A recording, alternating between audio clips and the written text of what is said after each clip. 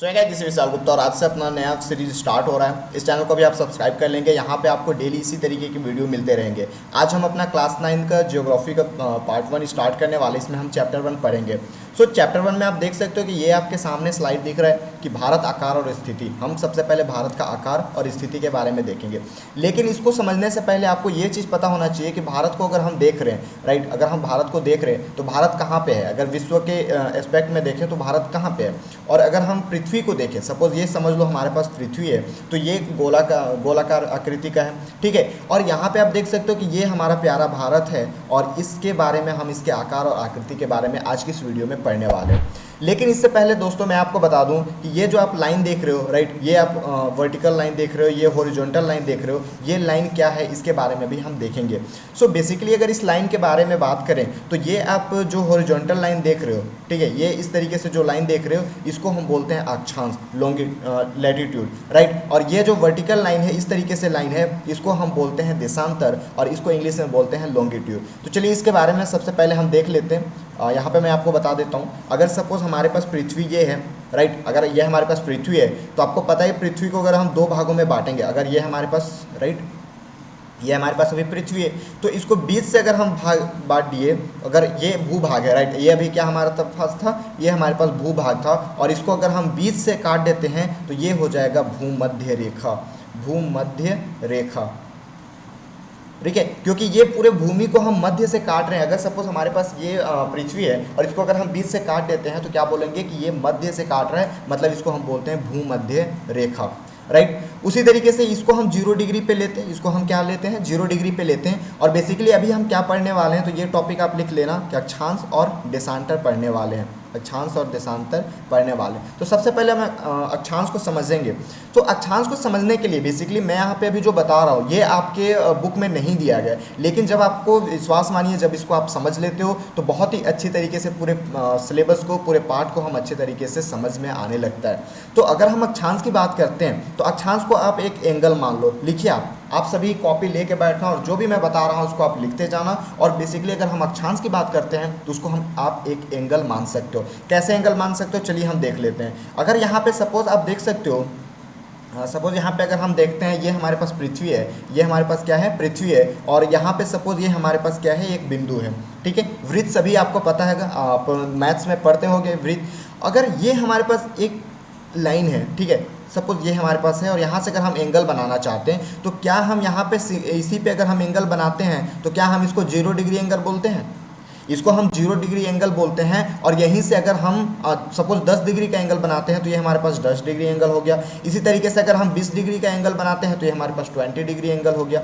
सो यहाँ पे क्या करना है कि सपोज ये हमारे पास 0 डिग्री एंगल हो गया और यहाँ पे अगर हम 10 डिग्री का एंगल बनाते हैं, ये हमारे पास 10 डिग्री हो गया, और ये 10 डिग्री को हम पूरे पृथ्वी पर सपोज ये हमारे पास पृथ्वी है तो जैसे ही 10 डिग्री का एंगल बनाया, पूरे को अगर हम लाइनिंग कर देते हैं तो ये हमारे पास क्या हो जाएगा, 10 डिग्री। और ये ऊपर में क्या होता है, नॉर्थ होता है। आपको मैं बता दूं, यहाँ पे बताते चलूं कि ये अगर मैप है तो ऊपर वाले को क्या बोलते हैं, नॉर्थ बोलते हैं, नीचे वाले साउथ, इधर वाले को हम ईस्ट बोलते हैं और इस साइड वाले को वेस्ट बोलते हैं। इसको आप हिंदी में लिख लो उत्तर, ये हमारे पास उत्तर दिशा है। नीचे वाले को क्या बोलते हैं, दक्षिण दिशा बोलते हैं। ये हमारे पास हो जाएगा पूर्व और ये हमारे पास हो जाएगा पश्चिम।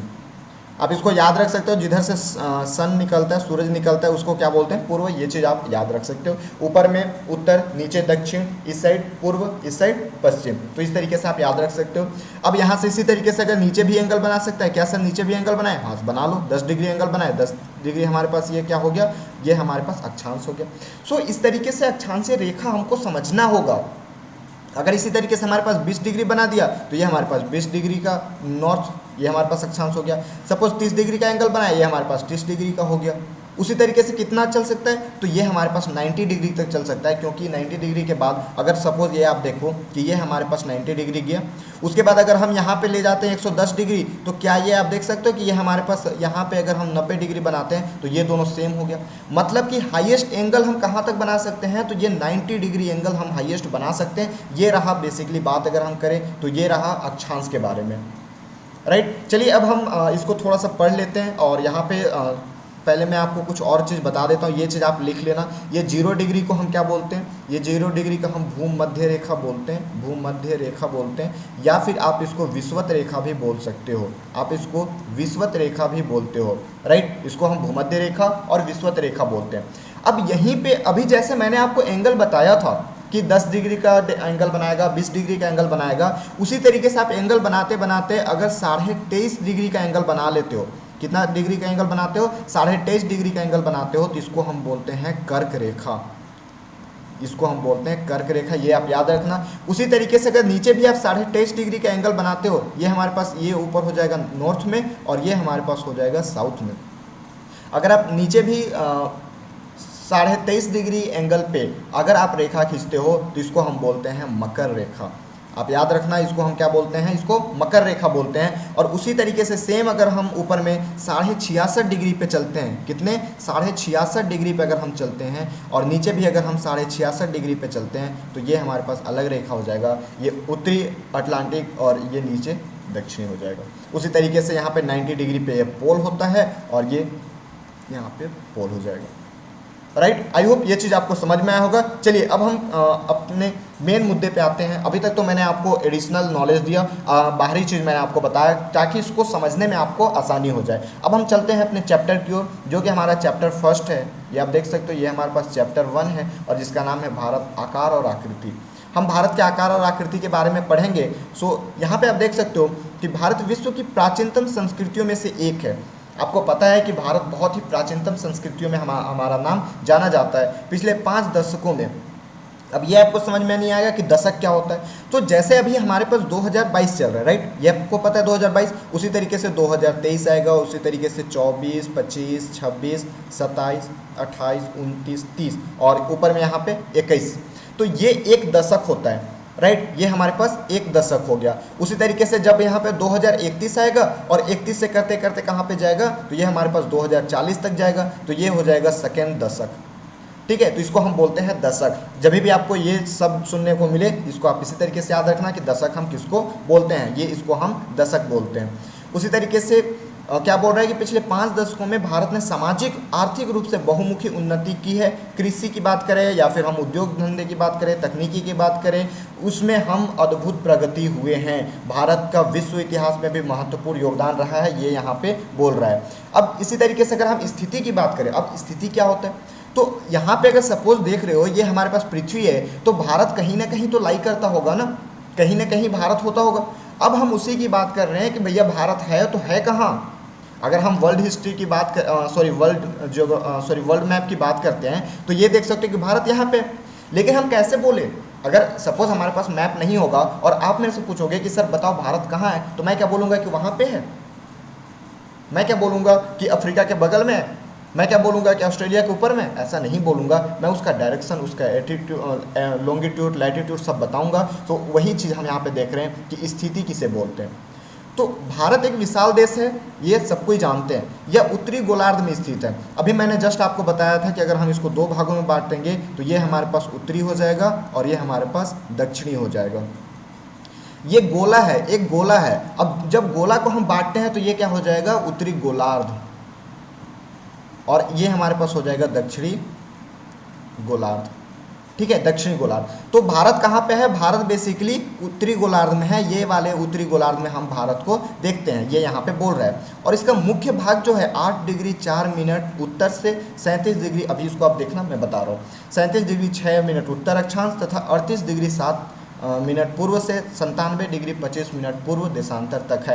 अब ये आपको, अगर मैं स्टार्टिंग में डायरेक्ट पढ़ाना स्टार्ट करता तो आपको समझ ही में नहीं आता कि डिग्री क्या होता है। अभी जस्ट मैंने आपको बताया था कि ये हमारे पास अगर पृथ्वी है तो, और ये अगर हमारे पास 0 डिग्री लाइन है, 0 डिग्री एंगल है समझ लो, तो यहाँ से हम आगे बढ़ते थे 10, 20, 30, 23.5 भी बताया था। तो क्या अगर सपोज हमारे पास 10 डिग्री, अगर आप ये चीज़ है कि आप अगर 10 किलोमीटर चलते हो तो क्या आप 8.4 किलोमीटर भी चल सकते हो।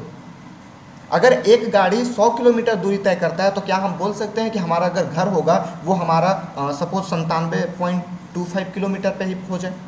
तो यही चीज़ तो बोल रहा है, हम केवल 10-20 ऐसे ही नहीं बोल सकते, हम पॉइंट में भी बोल सकते हैं। और यही यहाँ पे बोल रहा है कि जो भारत का मुख्य भूमि है, भारत कहाँ पे है, तो 8 डिग्री 4 मिनट उत्तर से लेके, तो यहाँ पे सपोज ये हमारे पास 10 था तो 8 कहाँ होगा, 8 यहाँ पे हो जाएगा। 8.4 यहाँ पे हो जाएगा। उसी तरीके से 37.6 डिग्री उत्तर में, तो 37 कहाँ पे होगा? अगर सपोज ये हमारे पास 30 है और ये हमारे पास 40 है, तो 37 यहाँ पे कहीं बीच में होगा। अब क्या बोल रहे हैं कि 97.25 पूर्व, अगर ये देशांतर की अगर हम बात करें, ये अगर हमारे पास 0 है तो इधर प्लस में जाएगा। तो 97 अगर हम बात कर लें, सपोज ये आप देख सकते हो कि यहाँ पे सॉरी ये 68 है, अगर हम सपोज यहाँ पे मान ले कि ये हमारे पास 68 है और उसके बाद ये हमारे पास 97 है, तो क्या आप देख सकते हो कि ये भारत यहाँ पे लाई करेगा, यहाँ पे भारत की स्थिति होगी। ठीक है, तो भारत की स्थिति यहाँ पे होगी। यही चीज़ आप देख सकते हो कि यहाँ से इस तरीके से ये यहाँ पे बटा है, जो कि नीचे 8.4 और ऊपर 37 इस तरीके से, और यहाँ पे 68 और यहाँ पे 97, तो इसके बीच में ये हमारा भारत है, इसके बीच में हमारा भारत लाई करता है। आई होप ये चीज़ आपको समझ में आया होगा। अब यहाँ पे बोल रहा है कि कर्क रेखा जो होता है, अभी जस्ट मैंने आपको बताया कि 23.5 डिग्री पे क्या होता है, ये हमारे पास कर्क रेखा है। और कर्क रेखा क्या बोल रहा है कि उत्तर में देश को लगभग 2 बराबर भागों में बांटती है। यहाँ पे आप देख सकते हो कि ये सपोज हमारे पास भारत है, तो ये जो कर्क रेखा है इसको ऊपर में 1 भाग और नीचे में 2 भागों में इसको बांट देती है। ये हमारे पास होता है कर्क रेखा। आई होप ये चीज़ आपको समझ में आ रहा होगा। मुख्य भूभाग के दक्षिण पूर्व में अंडमान और निकोबार। अब ये चीज़ आप ध्यान रखना कि अभी जस्ट मैंने आपको बताया था कि ये हमारे पास नॉर्थ है, ये साउथ है, ये ईस्ट है, ये ईस्ट है और ये हमारे पास वेस्ट है। मतलब ये हमारे पास उत्तर है तो ये क्या हो जाएगा? दक्षिण हो जाएगा। ये हमारे पास पूर्व है तो ये हमारे पास क्या हो जाएगा? पश्चिम हो जाएगा। लेकिन यहाँ पे क्या बोल रहा है कि दक्षिण पूर्व मतलब ये वाला एरिया दक्षिण पूर्व में क्या है? दक्षिण पूर्व में अंडमान और निकोबार द्वीप समूह है। चलिए मैप में देख लेते हैं। तो ये आप देख सकते हो अंडमान और निकोबार द्वीप समूह, ये वाला हमारे पास अंडमान और निकोबार द्वीप समूह है, जो कि आप देख सकते हो। अगर ये हमारे पास भारत बीच में है तो ये इसी तरीके से है, क्या साउथ और ईस्ट में है, मतलब दक्षिण पूर्व में है। उसी तरीके से अगर हम यहाँ पे बात करते हैं तो ये आप देख सकते हो दक्षिण पश्चिम में लक्षद्वीप है। दक्षिण पश्चिम मतलब ये हमारे पास हो गया लक्षद्वीप, ये आप देख सकते हो लक्षद्वीप है। तो ये भारत की बेसिकली स्थिति के बारे में देख रहे हैं। अभी मैं भारत में जितने भी राज्य हैं, जितने भारत जिस देश से सीमा लगाता है, वो सबको अभी हम पढ़ेंगे। बस आप इसी तरीके से यहाँ पे लगे रहो, आप कॉपी निकालो और लिखते चलो, राइट। और अभी नए हो वीडियो पे तो वीडियो को लाइक करना, अपने दोस्तों को भी शेयर करो ताकि वो भी आके यहाँ पे अच्छी तरीके से पढ़ पाए। अब यहाँ पे देख सकते हो कि अपनी एक एटलस की सहायता से इन द्वीपों का विस्तार ज्ञात करो, जो कि हमने यहाँ पे ऑलरेडी देख चुका है। ये मैंने आपको ऑलरेडी यहाँ पे बता दिया है। एक पॉइंट आप ध्यान रखना कि भारतीय संघ राज्य का सबसे दक्षिणी बिंदु मतलब अगर हमारे पास ये भारत है, सपोज भारत है, तो यहाँ पे ये साउथ हो गया दक्षिणी। तो सबसे दक्षिणी जो बिंदु है वो इंदिरा बिंदु कहा जाता है। मतलब सबसे दक्षिणी में हमारा जो जमीन है, सपोज आपका एक घर है, ये आपका सपोज ये घर है, तो ऐसा होता है ना कि सबसे पीछे का जो बाड़ी है, सबसे पीछे का जो ज़मीन है वो कहाँ तक है? तो आप बोलते होगे कि पापा वो हमारा जो लास्ट में नींबू का पेड़ है या फिर आम का पेड़ है, वहाँ तक हमारा ज़मीन है। तो उसी तरीके से भारत भी हमारा ज़मीन है। तो कोई बोलेगा ना कि भारत जो है दक्षिण में मतलब नीचे की ओर कहाँ तक है हमारा। अब ऐसा तो कोई बोल देगा कि भैया ये हमारा अलग है, तो ऐसा थोड़ी होता है। तो यहाँ पे भारत का जो लास्ट वाला पोर्शन है उसमें हम बोलते हैं इंदिरा बिंदु, वो इंदिरा बिंदु, ये चीज़ आप याद रखना। और सन 2004 में सुनामी लहरों के कारण समुद्र में जलमग्न हो गया। जलमग्न होना मतलब वो डूब गया वहीं पे। यहाँ पे आप देख सकते हो कि नीचे में सबसे नीचे था इंदिरा पॉइंट, और जो कि 2004 में क्या हो गया? 2004 में ये डूब गया। ठीक है, तब तक आप आई थिंक जन्म भी नहीं लिए होंगे, तब भी ये हमारा डूब गया पानी में। चलिए आगे बढ़ते हैं। ये आप देख सकते हो यहाँ पे हमने इसकी आकृति भी देख ली कि कहाँ पे है भारत, और ये आप देख सकते हो हमारे एशिया महाद्वीप है। इसके बारे में हम आगे पढ़ेंगे, ये अलग चैप्टर है, अभी हम इसके बारे में डिस्कस नहीं करते हैं। अब अगर हम बेसिकली इसकी आकार की बात करें, आकार बोले तो कि ये हमारे पास सपोज है, अगर आपका ये घर है तो आप बोलते हो ना कि इतना एकड़ है या फिर इतना डिसमिल है, इतना मीटर में हमारा घर है। तो अगर हम इसकी बात करें, इंडिया की बात करें, तो ये भी हमारा घर है। तो इंडिया की अगर हम बात करें तो इसमें भी हमारा कुछ ना कुछ क्षेत्रफल होगा। अब वो क्षेत्रफल चलिए देखते हैं। तो भारत के भूभाग का कुल क्षेत्रफल लगभग 32.8 लाख वर्ग किलोमीटर है। क्या बोल रहा है कि भारत के भूभाग का, अब भूभाग कहने का मतलब है कि यहाँ पे आप देख सकते हो कि ये जो यहाँ से स्टार्ट हो रहा है, जहाँ से ज़मीन से ये भाग लगा हुआ है दूसरे देशों से, ये जो ज़मीन से केवल हम जो पानी में है उसको अभी कंसीडर नहीं करेंगे। जो यहाँ पे ज़मीन पे है उसको अगर हम केवल कंसीडर करते हैं, ये देख सकते हो इतना, तो ये भाग कितना है हमारे पास, ये भाग है 32.8 लाख किलोमीटर। ये कितना है हमारे पास, 32.8 लाख किलोमीटर। ये चीज़ आप याद रखना, एग्ज़ाम में पूछता है और मैं भी टेस्ट में अभी पूछूंगा आपसे, ठीक है। तो ये चीज़ आप याद रखना कि कितना है हमारे पास, केवल अगर हम केवल स्थल की बात करें, केवल स्थल की बात करें तो ये हमारे पास 32.8 किलोमीटर है। और उसी तरीके से अगर हम भारत के क्षेत्रफल, विश्व के कुल भौगोलिक क्षेत्रफल का 2.4% है। ये कहने का मतलब है कि ये आप देख सकते हो कि भारत जो है, ये हमारे पास, ये जो हमारे पास भारत है, ये केवल भारत है। पूरे विश्व का जितने भी ज़मीन है, पूरे विश्व में जितने भी ज़मीन है उसका 2.4%, उसका 2.4% केवल हमारा है। जैसे बोलते हो ना कि हमारे दादा का जितना भी ज़मीन है उसका 25% केवल मेरा है, तो इसी तरीके से दुनिया में जितने भी ज़मीन है उसका 2.4% केवल हमारे भारत का है, ठीक है। और यहाँ पे भारत जो है विश्व का 7वां बड़ा देश है। आपको मैं होमवर्क देता हूँ कि आप तुरंत कमेंट करके बताओ कि 7वां, जैसे हमारे पास यहाँ 1 2 3 4 5 6 7, तो ये 7वां में हमारे पास इंडिया है। इंडिया सबसे बड़ा देश है। तो ये 6 देशों का नाम मुझे आप कमेंट करके बताओ कि ये 6 देश कौन कौन से हैं जो कि भारत से बड़े हैं आकार में।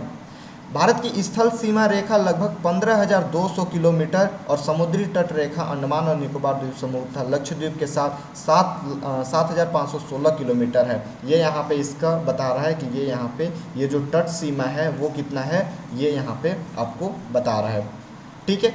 चलिए इसके बाद देख लेते हैं। भारत के उत्तर पश्चिम, उत्तर तथा उत्तर पूर्वी सीमा पर नवीनतम वलित पर्वत है।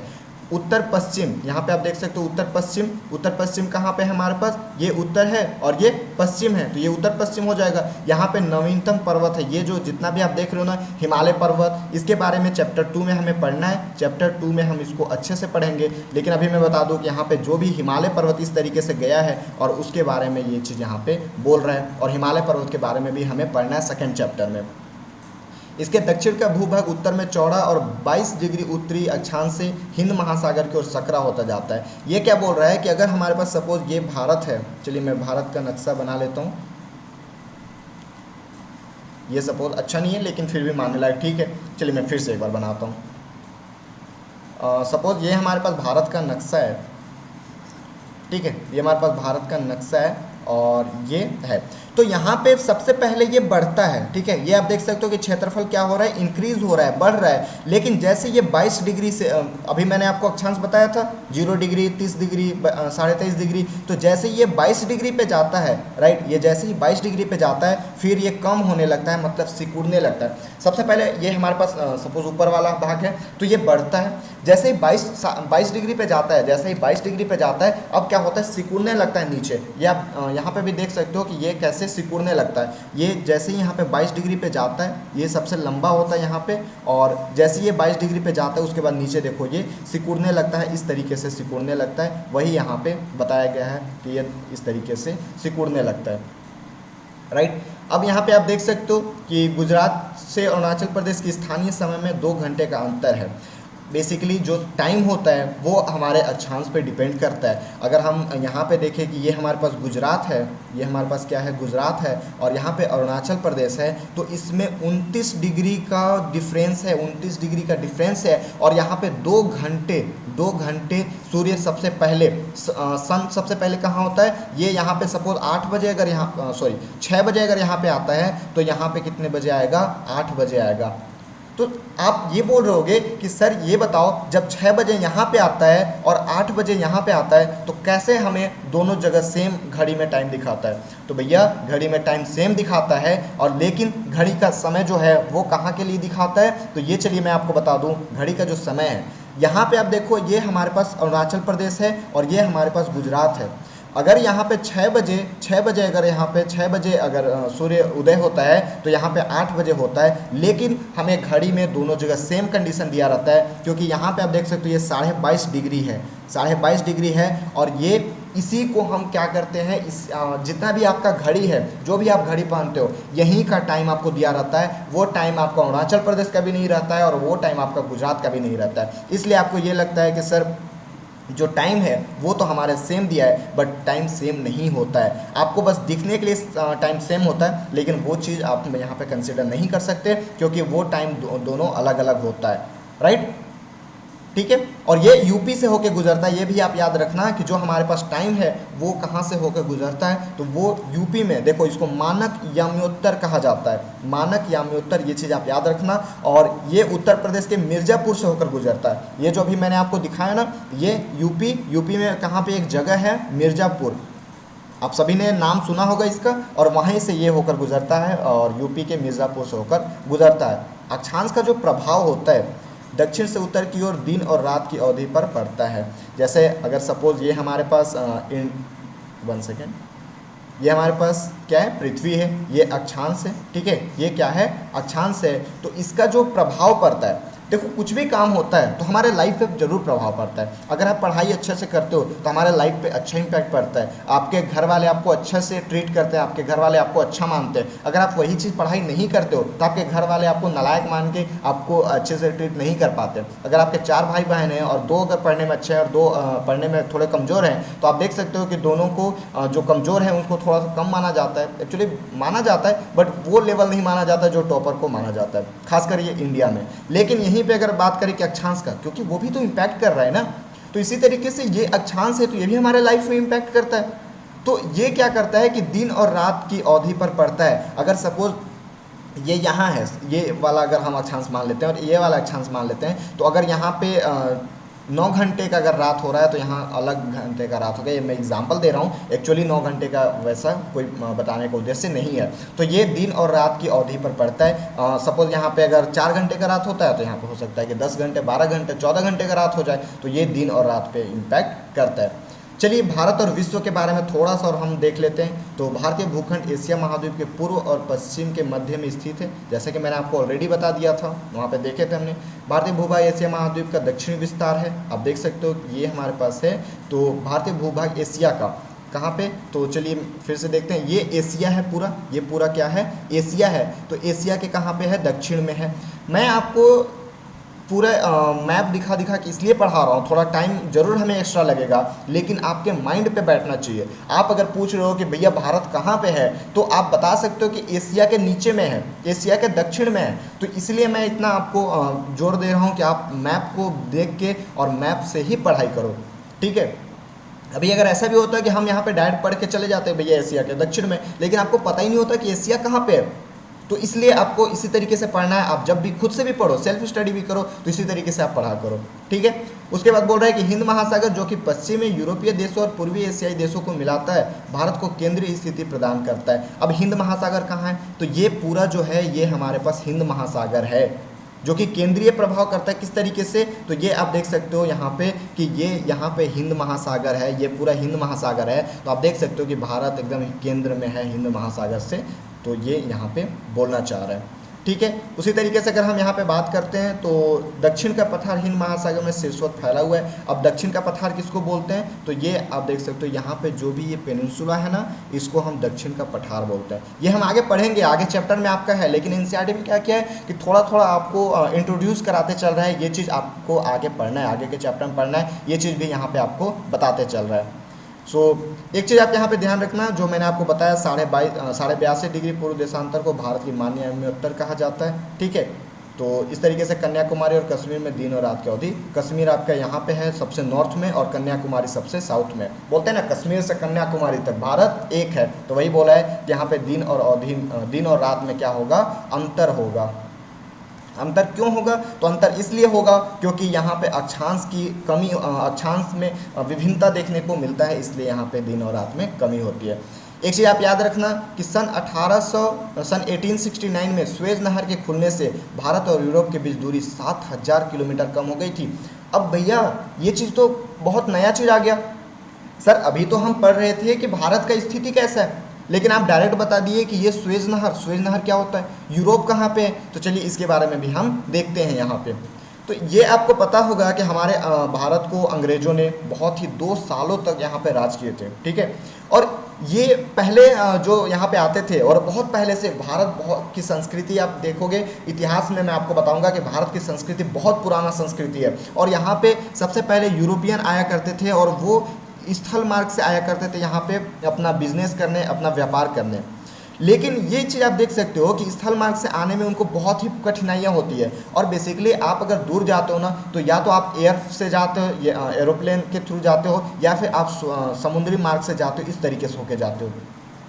अब आप ये बताओ कि अगर वो यहाँ पे सपोज ये ब्रिटेन है जो कि हमको इंग्लैंड, आप याद अंग्रेज, ठीक है, अंग्रेजों का नाम सुना होगा, वो यहाँ पे रहते थे।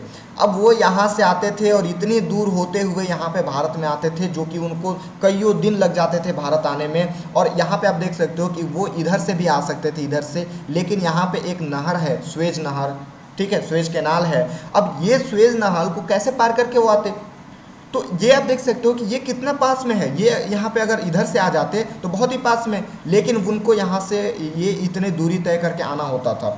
और 1869 में ये जो स्वेज नहर है, ये जो स्वेज नहर है उसको तोड़ दिया गया।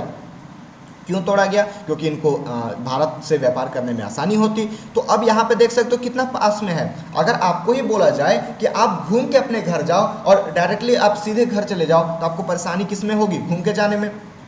अब जब यहाँ पे स्वेज नहर टूट गया तो ये देख सकते हो कि भारत का जो 7000 किलोमीटर दूरी कम हो गया, जो कि उन लोग इधर से आया करते थे। तो यही यहाँ पे बताया गया है। एक चीज़ और यहाँ पे आप ध्यान रखना कि 1869 में एक और बहुत ही अच्छा काम हुआ था। वो क्या हुआ था उसका नाम आप बताना, मैं थोड़ी देर में आपको कमेंट करके बताऊँ, मैं उसे आगे बताऊँगा। चलिए यहीं पे बता देता हूँ कि 1869 में एक काम तो हुआ था कि स्वेज नहर जो है, ठीक है, स्वेज नहर इसको खोल दिया गया था। और दूसरा काम हुआ था कि महात्मा गांधी का जन्म हुआ था इसी टाइम पे। महात्मा गांधी का जन्म भी इसी समय पे हुआ था 1869 पे। ये चीज़ आप याद रखेंगे। चलिए अब एक आपको याद होगा कि मैं आपको होमवर्क भी दिया था कि ये बताओ 7वां नंबर पे हमारा भारत आता है, लेकिन इससे पहले 6 देशों का नाम मैं आपसे जानना चाहता था, तो उसको आप याद रखना। सबसे पहला जो नाम हमारे पास है, सबसे पहला है रूस, ठीक है, सबसे पहला रूस है। उसके बाद हमारे पास कनाडा है, कनाडा दूसरे नंबर पे आता है। तीसरे नंबर की अगर हम बात करें तो यूएसए है, यूएसए अमेरिका, ठीक है। यूएसए के बाद चीन आता है, चीन के बाद क्या आता है, चीन के बाद यहाँ पे 5वें नंबर पे ब्राज़ील आता है, और ब्राज़ील के बाद 6ठे नंबर पे ऑस्ट्रेलिया आता है, ऑस्ट्रेलिया, और 7वें नंबर पे भारत आता है। अब ये चीज़ होगा कि भैया हम याद तो करें, याद कर लेंगे, रट लेंगे, बट करें तो करें कैसे? तो ये चीज़ आप यहाँ पे देख सकते हो। सबसे बड़ा एक देश आपको दिख रहा होगा, ये वाला देश, जो कि कौन है? रसिया है। ये रसिया है, रूस है, ठीक है, रूस है पहले नंबर पे। उसके बाद इधर चले जाओ, देखो ये हमारा पृथ्वी है। याद करने का मैं तरीका बता रहा हूँ, ठीक है। सबसे पहले यहाँ से स्टार्ट करो, पहला, फिर इधर चले जाओ दूसरा, अब दूसरा हो इधर ही तीसरा कर लो, इधर चौथा, फिर 5वां पे आ जाओ, इधर 6वां, अब बाद में फिर 7वां यहाँ पे भारत है, ठीक है। कैसे याद करना है? सबसे पहले पहला, फिर इधर चले जाओ दूसरा, अब इधर हो इधर ही आ जाओ तीसरा, फिर इधर आ जाओ चौथा, फिर इधर चले जाओ 5वां, इधर आ जाओ 6वां, ठीक है। देखो फिर से बताता हूँ। सबसे पहले ये रसिया एक, आप देश के हिसाब से भी देखो, ये रसिया एक, दूसरा यहाँ पे ये होता है कनाडा। अब कनाडा के जस्ट नीचे आ जाओ तो यूएसए, ये यूएसए है, ठीक है, ये हमारे पास कनाडा था। अब उसके बाद इधर आ जाओ तो ये चाइना, चाइना 4 नंबर पे। उसके बाद फिर से इधर चले जाओ तो ये ब्राज़ील 5 नंबर पे। उसके बाद ये 6ठा ऑस्ट्रेलिया, और 7वां हमारे पास भारत, ठीक है। आई होप ये चीज़ आपको याद हो गया होगा। फिर से एक बार देख लेते हैं। ये हमारे पास भारत है सपोज, तो ये आप देख सकते हो पहला यहाँ पे, उसके बाद दूसरा इस साइड में आ जाओ, अब इस साइड में हो तो तीसरा कोई इसी साइड में ले लो, फिर चौथा यहाँ पे आ जाओ, फिर 5वां इस साइड में आ जाओ, फिर 6वां इस साइड में आ जाओ, और 7वां हमारा प्यारा भारत, ठीक है। पहला, फिर दूसरा आ जाओ, फिर तीसरा भी इधर ही ले लो, चौथा इधर जाओ, 5वां इधर चले जाओ, फिर 6वां इधर चले जाओ, 7वां हमारा भारत, ठीक है। यहाँ पे देखो पहला रसिया, दूसरा कनाडा, तीसरा यूएसए, चौथा यहाँ पे आपको आकार भी दिख रहा होगा चीन, 5वां उसी तरीके से अगर हम देखेंगे तो 5वां आप देख सकते हो ब्राज़ील, 6वां ऑस्ट्रेलिया, और 7वां हमारा भारत। तो ये आपको क्रम कम से कम याद होना चाहिए, आपके एग्जाम में ये चीज़ पूछता है।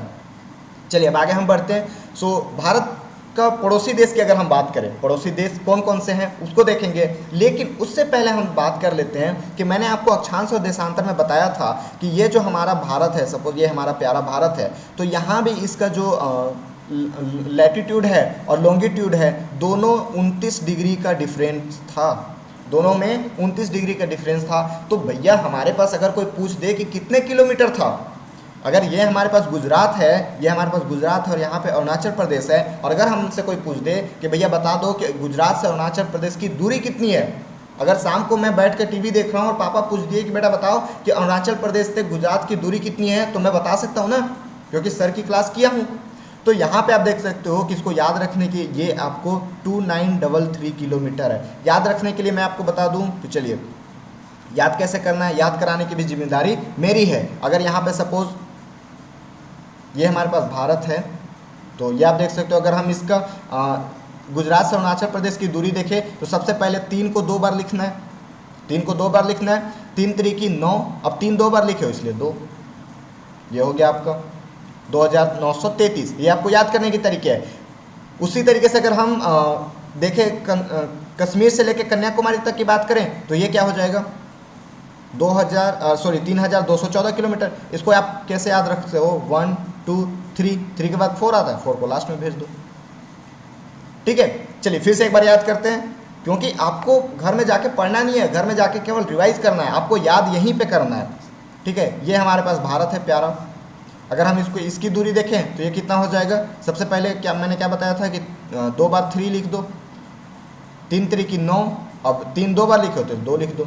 उसी तरीके से अगर हम देशांतर की बात करें तो ये हमारे पास क्या हो जाएगा 1 2 3 और लास्ट में 4, ये हो जाएगा।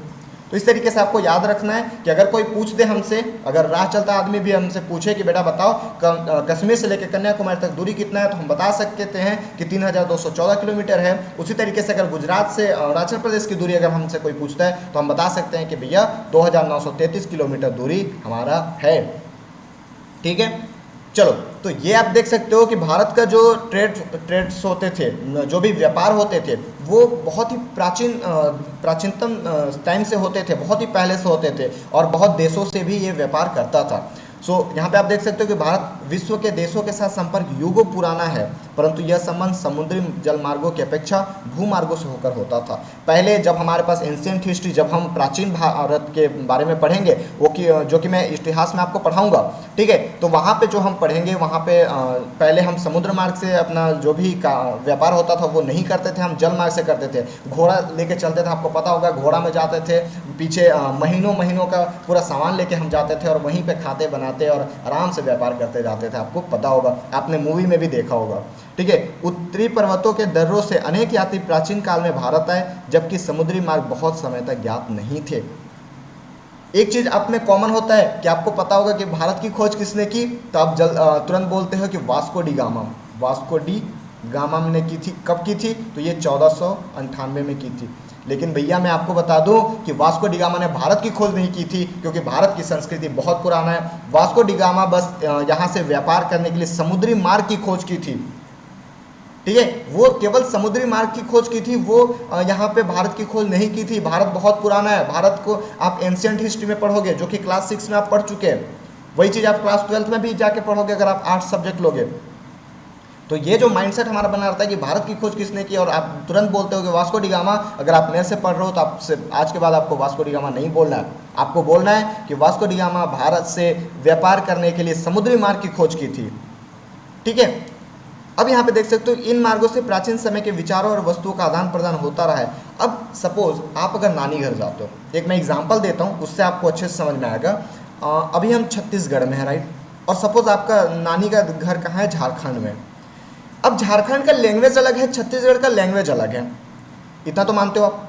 तो अगर आप यहाँ से जाते हो तो केवल आप नहीं जाते, आपकी संस्कृति जाती है, आपकी बोली जाती है, आपकी रहन सहन जाती है, उसके साथ ही आपके जो भी विचार हैं वो जाते हैं। और अगर सपोज आपके नानी घर से भी कोई आपके यहाँ पे आता है तो वो वहाँ की संस्कृति, वहाँ के बोलचाल, वहाँ के जो भी उसके साथ है वो उसको लेके आता है आपके यहाँ पे, ठीक है। तो यही बोल रहा है कि जब हम कहीं पे प्राचीन समय में विचारों और वस्तुओं का आदान प्रदान होता था, ये भी तो हो सकता है कि आपकी नानी आपके लिए कुछ वस्तु लेके आए आपके घर से, या फिर ये हो सकता है कि आप जब नानी के घर जाओ तो आप भी कुछ वस्तु लेके जाओ, तो यहाँ पे वस्तुओं का भी आदान प्रदान होता था।